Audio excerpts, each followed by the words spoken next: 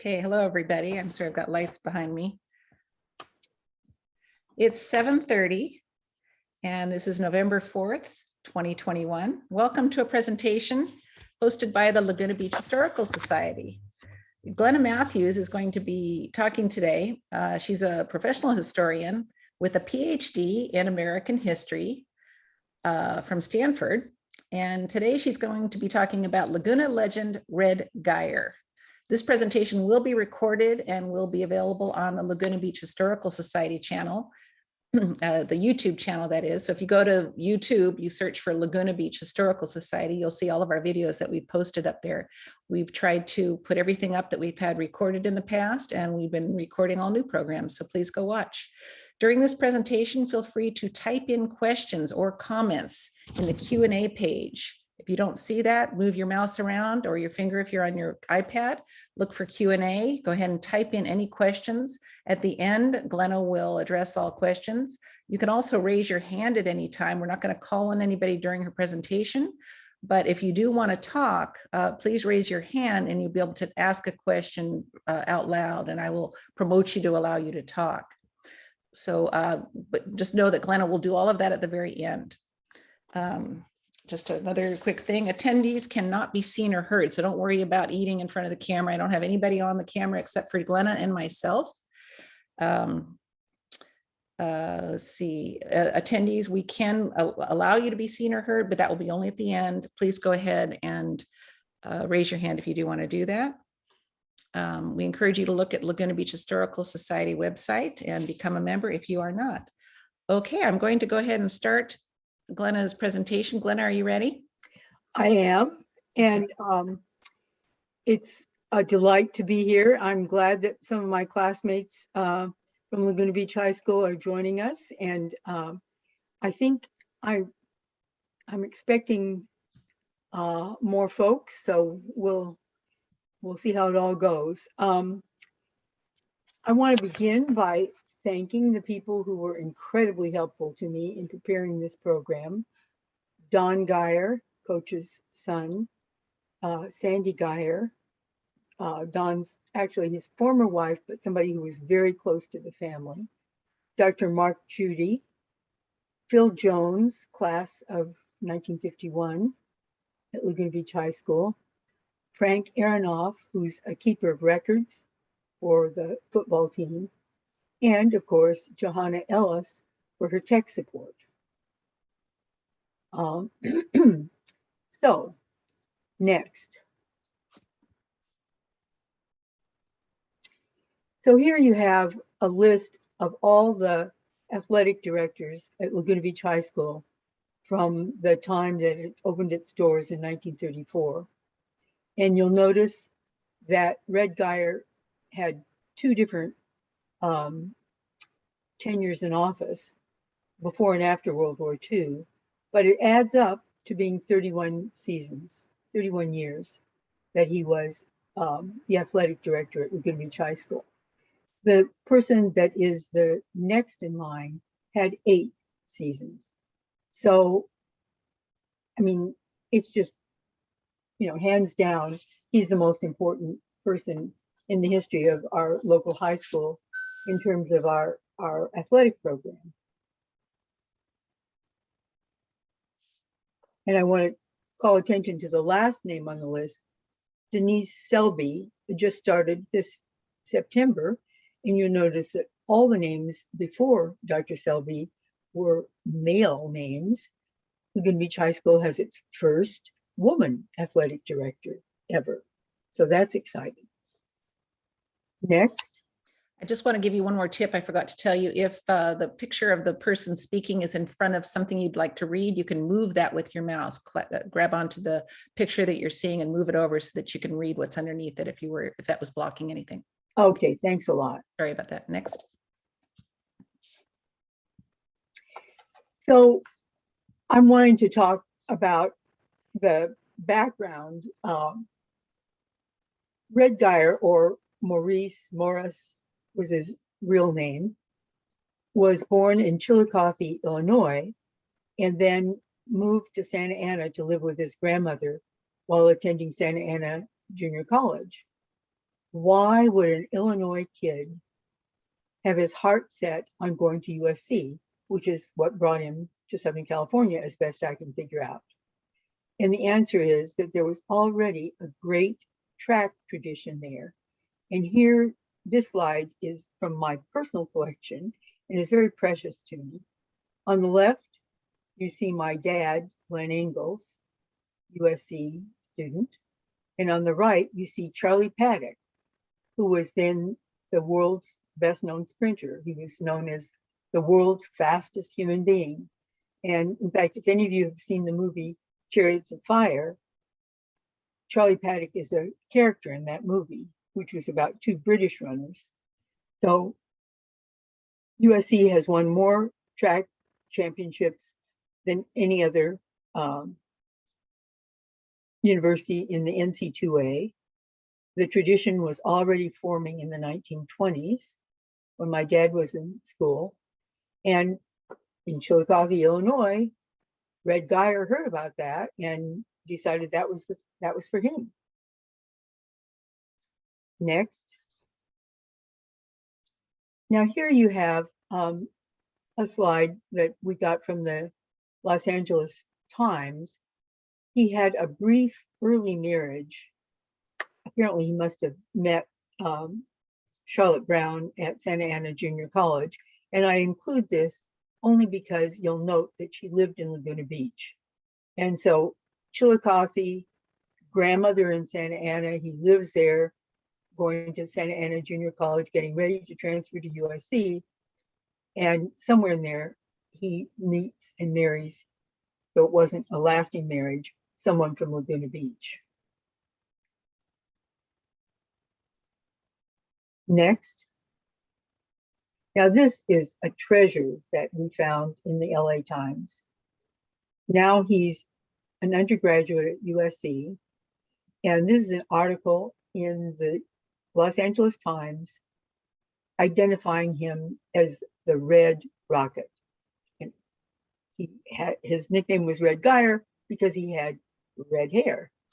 And so he was a newsworthy sprinter when he was at USC.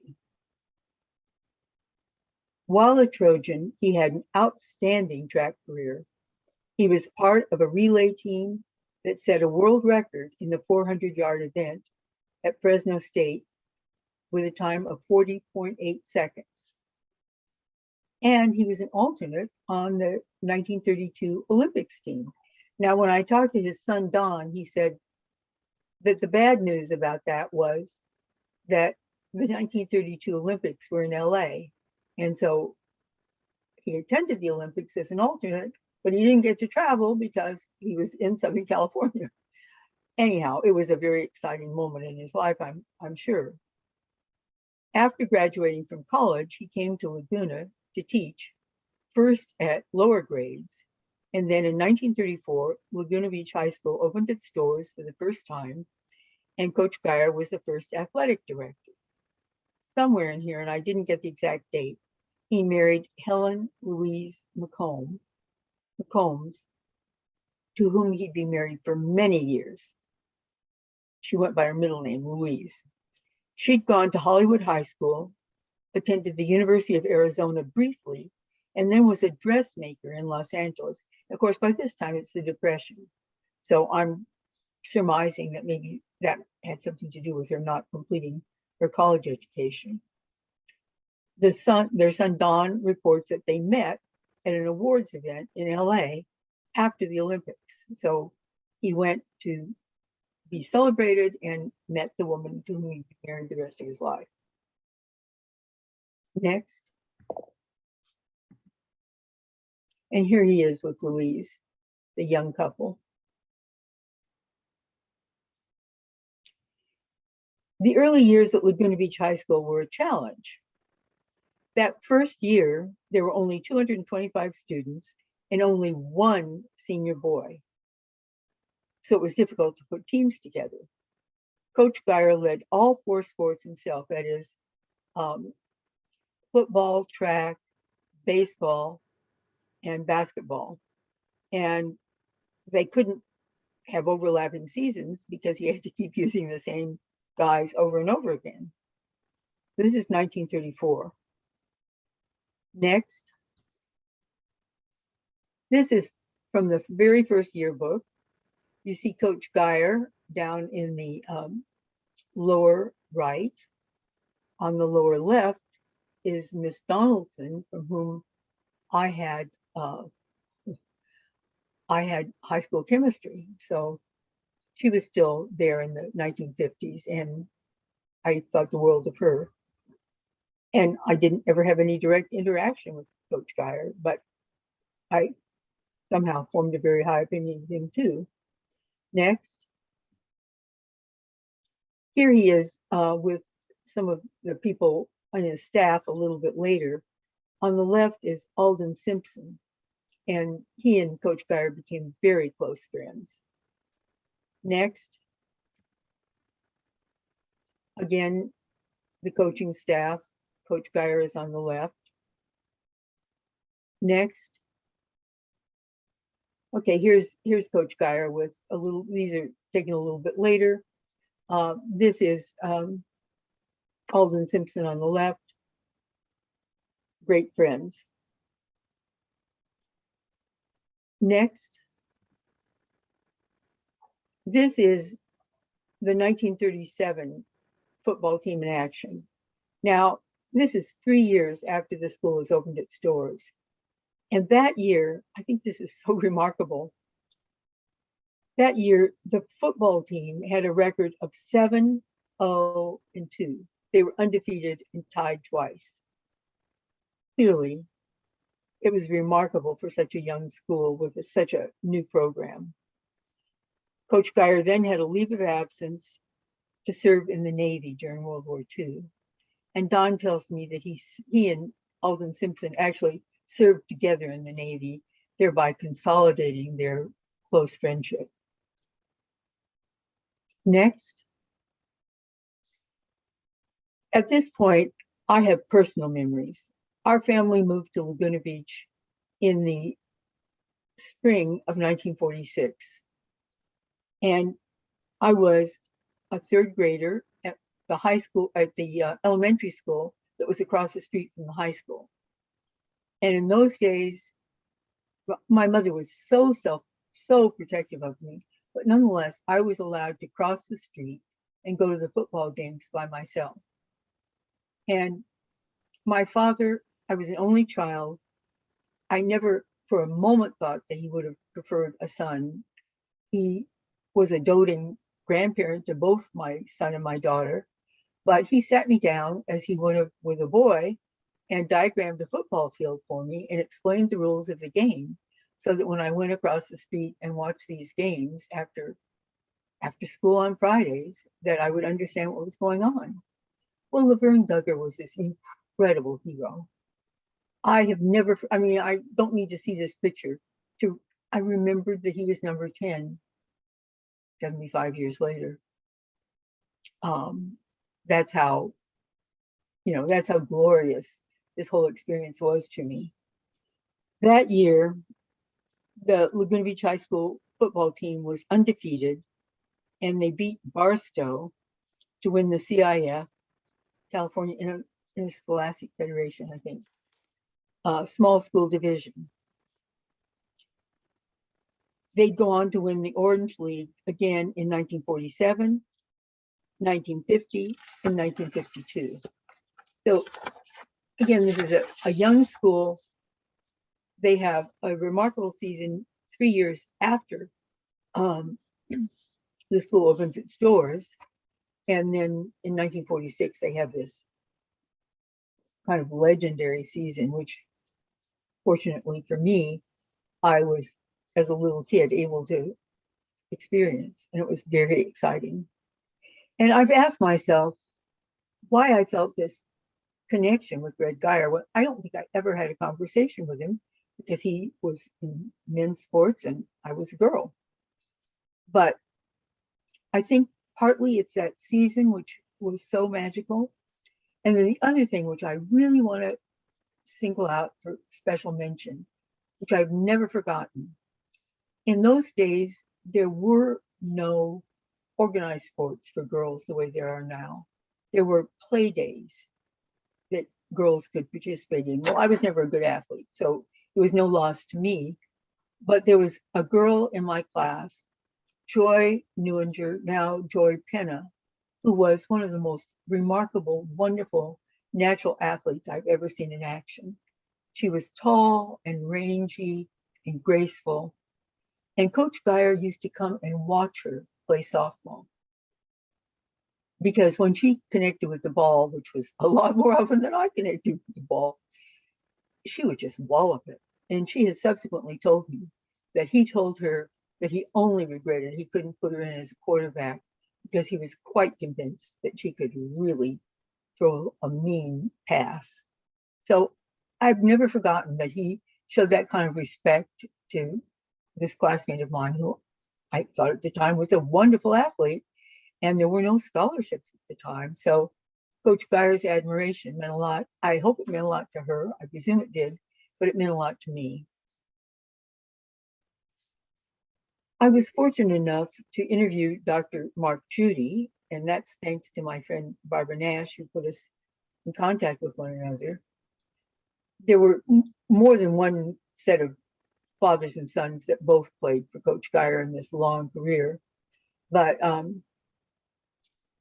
Dr. Judy was part of one of those two-generation families. Dr. Judy recently retired as a dentist. His father was also a dentist. He was a member of the class of 1942. Mark was a member of the class of 1963. By the time of Mark's middle school years, Laverne Duggar, football hero, whom you see here, was teaching at the middle school. And Dr. Judy remembers that he and Coach Geyer were in charge of the boys' locker room, and he remembers that they ran a tight ship. And just before the program, my classmate Don Hawkins recollected that Coach Geyer was quite strict. And when I interviewed Phil Jones, who played for the team in those championship years, he told me, that is, he was in class of 51, he told me that he once saw somebody get sassy with Coach, and it never happened again because, I mean, it wasn't that there was any physical violence, but there was strong enough disapproval evinced that it was not something, an experiment to be repeated. Mark played on the C football team during his freshman year at Laguna Beach High School, and that was the last team that Coach Geyer coached personally. They won their division. Next. And Mark showed me, this is his personal memorabilia from his athletic prowess at Laguna Beach High School. And of course, you have to remember that in those days, we were the fighting artists. And for a very brief period of time after the school was founded, we weren't the artists, we were the breakers. But then within a year or so, we became the artists, and were the artists for many decades until the 21st century, when the name Breakers was reintroduced. But I mean, when I was in high school, I used to marvel at the fact that these guys trotted on the football field, you know, looking as tough as they could muster, I would imagine, while we were all shouting, "Go artists," you know. We're an art colony, so it was, I presume it was a bit of a cross to bear, but they seem to have done very well despite being the fighting artists. Next. Dr. Judy also recalls working for Coach in the summer rec program he oversaw. And this is, Dr. Judy has the original watercolor. This is on the right, Red Geyer is giving some starting instructions to the initial Brook Street surfing contest. And that's still going. Next. And here we see Coach Geyer with the swimming pool. So it was not just for the high school per se, but pretty much anything that had to do with an athletics program in Laguna Beach in those Geyer years, he was likely to be, if not directly involved in, a fan of, supportive of. I'm not sure because we had left by the time there was Little League here. And so if the attendees know whether he had any hand in the founding of the Little League program, I'd be interested. But the remarkable thing about our Little League program is that when we were growing up, Jack Norworth, who wrote the words for Take Me Out to the Ball Game, lived in Laguna Beach. And so he was very instrumental in founding the Little League here in Laguna, a little sports bit of info. And whether he and Coach Geyer worked together on that, I don't know. But the summer rec program was definitely Coach Geyer's baby.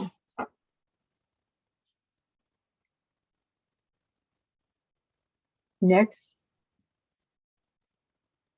By all accounts, Red, Louise, and Dawn had a wonderful life here in Laguna. Nonetheless, when the Bird family, who owned the Bird Cafe, began an annual summer exodus to Montana, the Geyer family joined them, along with the Shields family. They owned the local hardware store, and the Simpsons, that is Alden Simpson and his wife. Don, Red's son, recalls a sportsman's paradise of hunting, fishing, water skiing, and time spent packing into wilderness areas on horseback. These getaways were so beloved that the Geyers celebrated both their 40th and 50th anniversaries there, with people coming up from Laguna to join. So here's the older couple about the time of their 50th wedding anniversary. Next. And this is actually taken on the occasion of the 50th wedding anniversary, and this is in Montana.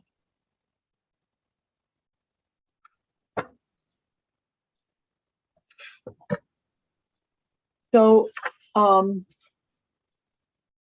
Coach Geyer retired from Laguna Beach High School in 1969. He had quit coaching football the last several years. And I'm not sure, but I picked up some rumors that maybe he was a little disgruntled with the way things were going with the football program. And I know for a fact, he gave interviews after he had retired altogether that he was quite unhappy that the kind of emphasis he put on building a sports program he felt wasn't being maintained. And he said, of course, academics come first, but I'd like to see the continuation. He continued to be active in his late years with his first love of track, serving as a highly regarded starter at meets. Next. And there you see Red as an old man, and he's still working at track meets. And from the articles I've read, he was highly regarded as a very reliable starter. And his first love had been track. And he kept that love till, virtually the end of his life. He was, in his late years, he was covered with honors. Next. Here you see his son Don on the right, giving him a plaque representing that he was being inducted into the California Coaches Hall of Fame, which is, a pretty big deal.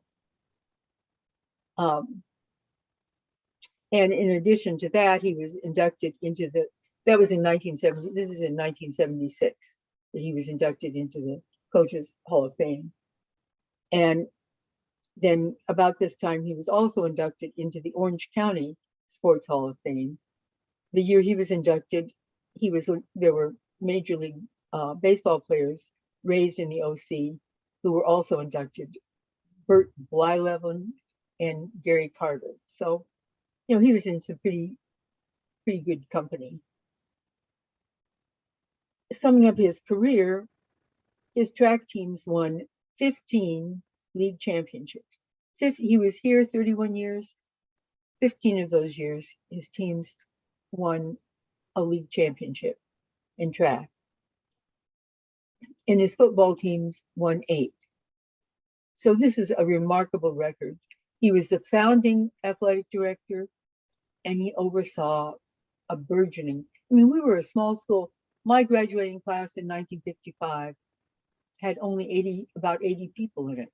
And somehow, with this small school, he managed to turn out teams that in football and track that really did well. I should mention that we also, when I was in high school, had a wonderful basketball team. So it was, as long as the sports program isn't the tail that wags the dog, it was wonderful, and it was a lot of fun. I was never a cheerleader, but I belonged to the pep club, and I went to track meets, I went to football games. The fact that my dad had explained football to me when I was so young, and my dad took me to all kinds of sporting events. He took me to see his beloved Trojans playing at the Coliseum. He took me to see a game between the Hollywood Stars and the Los Angeles Angels before there was big league baseball. And so it was just glorious, since I had learned to be a sports fan, to be in Laguna Beach High School when we had this kind of a really exciting program. Well, in addition, I want to end with the fact that two men who played football for Laguna Beach High School during the Geyer years made it to the National Football League. Next. Here we have John Pitts, and I found his football card on eBay.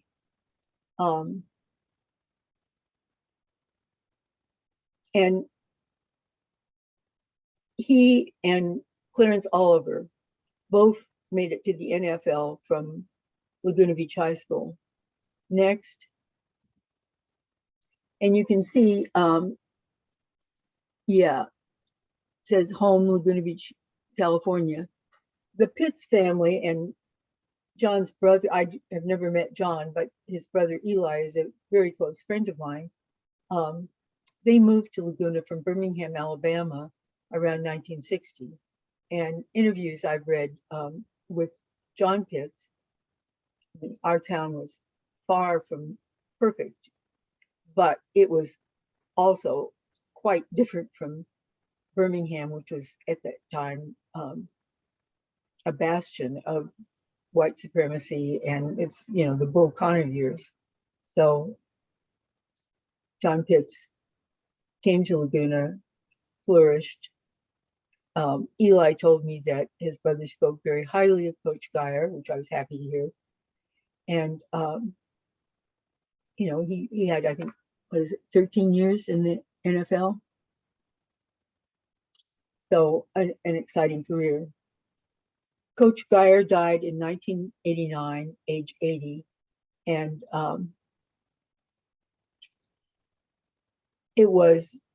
I have wonderful memories. And I'm very glad that this program is being recorded, because I would like this man's career to be part of the public record of that is archived by the Laguna Beach Historical Society. So with that, I will entertain not only questions, but also comments. If I've left anything material out, please let me know. If anybody would like to ask a question, please feel free to type it into the Q&A down below on the bottom of your screen, or if anybody would like to speak, you can raise your hand. That function is at the bottom of your screen. Also, if you're on a computer, it might be on the side of your screen if you're on an iPad. Otherwise, Glenna could tell some more stories. Thank you all for coming. This is so nice to see a great turnout. Please tell your friends if you know of anybody who might have known him or want to know a little bit more about. Well, I small town. see Jane is one of the participants. Jane, what have I left out? I don't know, Jane, do you want to come on and say anything? She's not, let's see.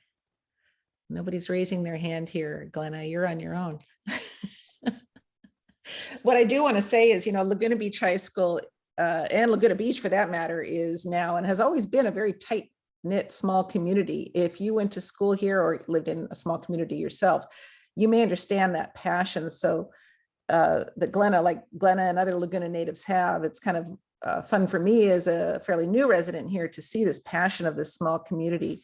And whether you have a connection to Laguna Beach or not, please feel free to check out our website for more historical information. We have a lot of photos there. We do everything for free, so you're able to get some really beautiful photos of our history.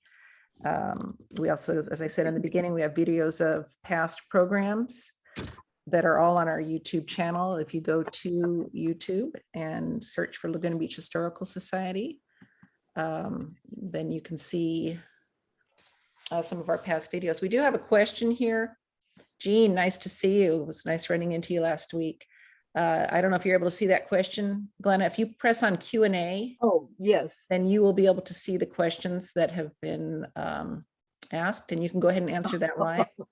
Jean, if you'd like to speak, you can raise your hand and I can let you on, or Glenna can just read your question here. Go ahead and read it, Glenna, and address that. Well, Jean always kids about in the small number of men that there were to work with in the early days of Laguna Beach High School football. But there allegedly was a play that was Blackadder to Blackadder to Blackadder, because the Blackadder family was prominent in those days. And Jean says that the founding president of Laguna Beach Historical Society was Belinda Blackadder, and he'd like to know the truth of Blackadder to Blackadder to Blackadder. That did not surface in any of the records.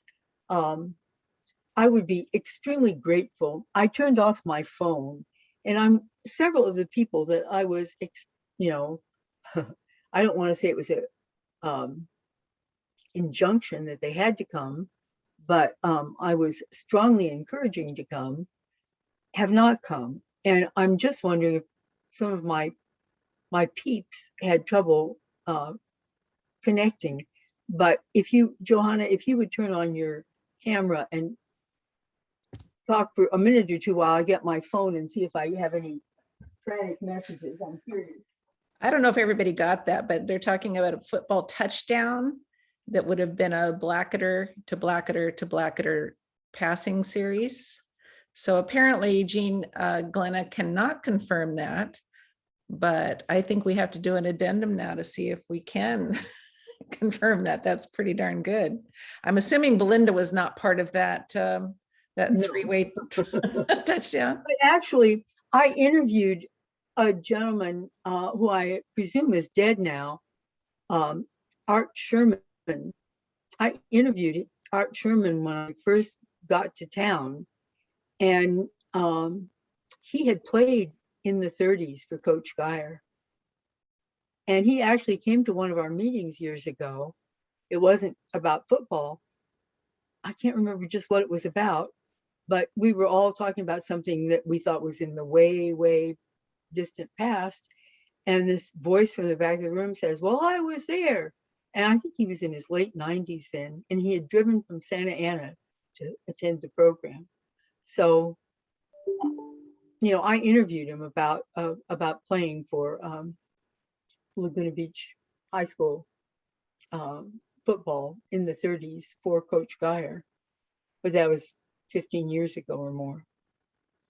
Jean, you're on. Would you like to say something?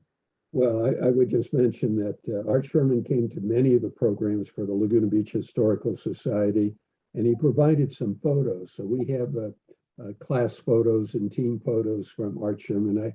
I suspect he may, you know, we haven't seen him for many years. Sometimes the kids take the keys away. So he may still be with us, but he may not be able to drive, you know, that kind of stuff. Well, he'd be 110 or something if he were still with us, I would think so. Well, anymore, I'm planning to live to 110. Oh, there you go. But there at the Murphy Smith bungalow, we had Belinda Blacketer, you know, took the lead and formed the Laguna Beach Historical Society and got the Murphy Smith bungalow. But Doc Blacketer, who was something like the class of 1934 or something, Doc was on the football team. But in the Murphy Smith bungalow, Doc lived in the shed in the back. And luckily for the Historical Society, at that time, we could not afford a security alarm. And Doc had to get up numerous times during the night to go pee. And so we had the best security we ever had during those years. I don't know if it was a point of pride or if they were annoyed, but the people growing up in Laguna Canyon at that time were called canyon rats or something like that. Yep. And apparently the Blacketers had a lot of kids.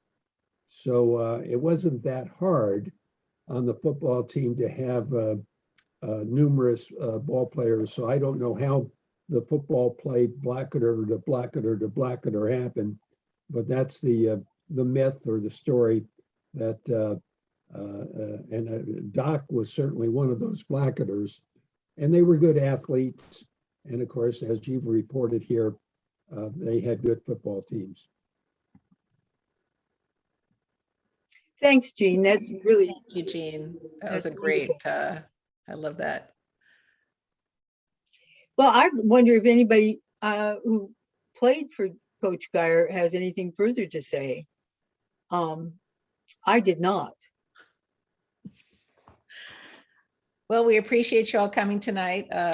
Feel free to contact the Laguna Beach Historical Society if you want to add anything more to this conversation. That's info@lagunabeachhistory.org. You can find that on our website.